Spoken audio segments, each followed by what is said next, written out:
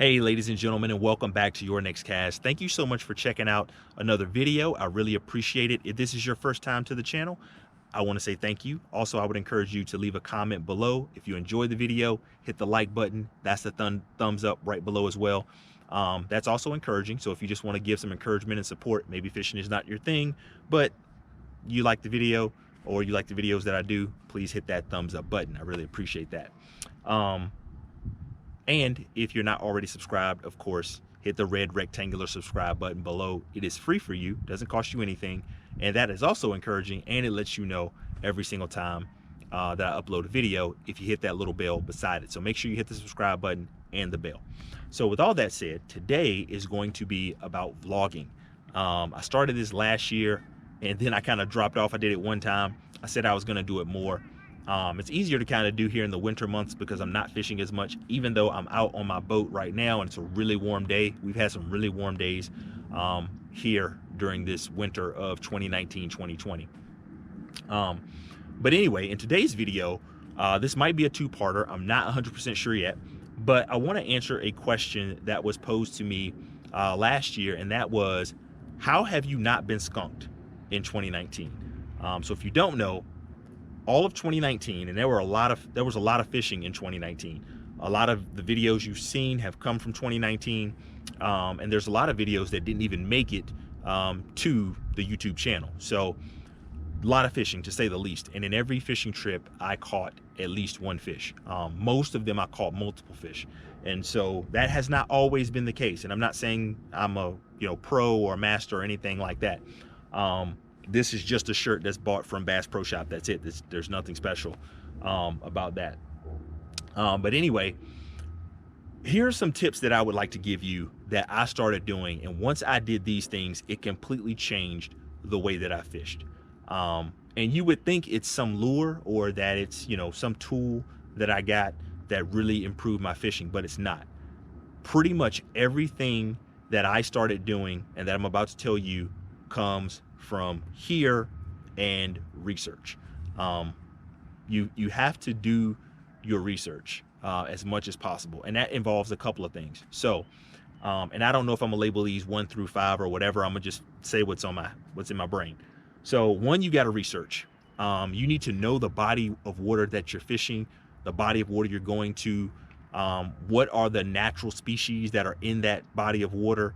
What species have been introduced to that water are also important. What is the water clarity like? What is the weather like? Like, all of that falls under research. What's happened the last 2 or 3 days? What's coming in the next 2 or 3 days? What type of weather systems have been around, cold front, all that good stuff. What's the lunar table telling you? So are we near a full moon? Are we past the full moon, half moon, whatever the case may be, a new moon?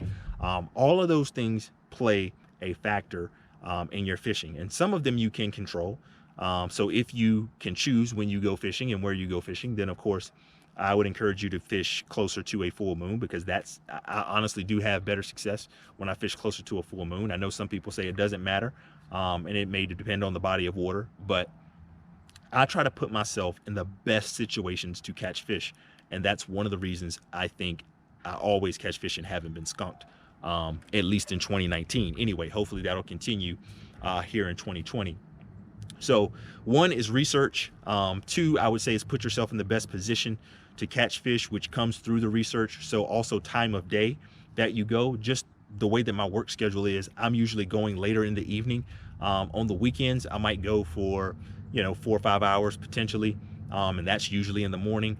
So as most fishermen will tell you, morning or afternoon are usually your 2 best times to go out and go fishing. So if you can do your research, also YouTube videos. So if you're fishing a body of water in today's day and age, I mean, people are shooting YouTube videos all the time. If you just Google the body of water you're going to, you're probably going to find a video or 2 with somebody fishing.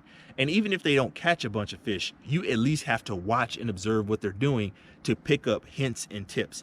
A lot of that goes into this. So yes, your tackle box is important, but this is also a box, a toolbox.